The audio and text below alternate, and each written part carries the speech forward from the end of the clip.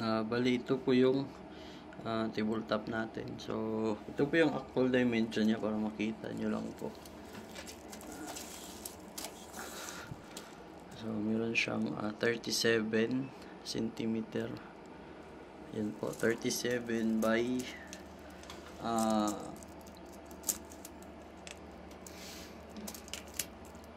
21. 37 by 21 cm. So yun po yung dimension ng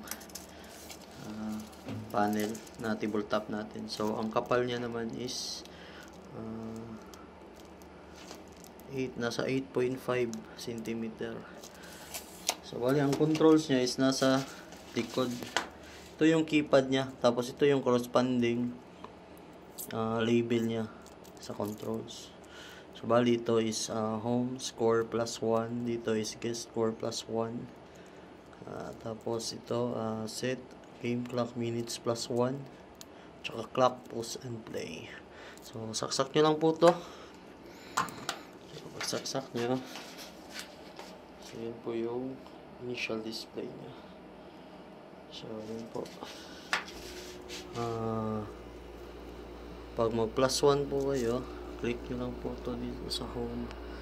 So yun po, nag +1 na po siya. Then sa guest +1, ito po.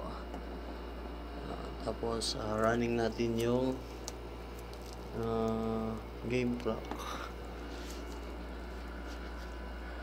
So yun po.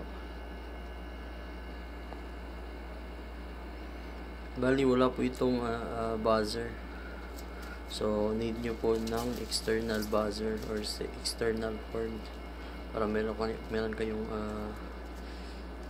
horn for play. So yun po, automatic pause kasi shot clock violation siya. Tapos meron din siyang reset 24, merong reset 14. So yun po, then play.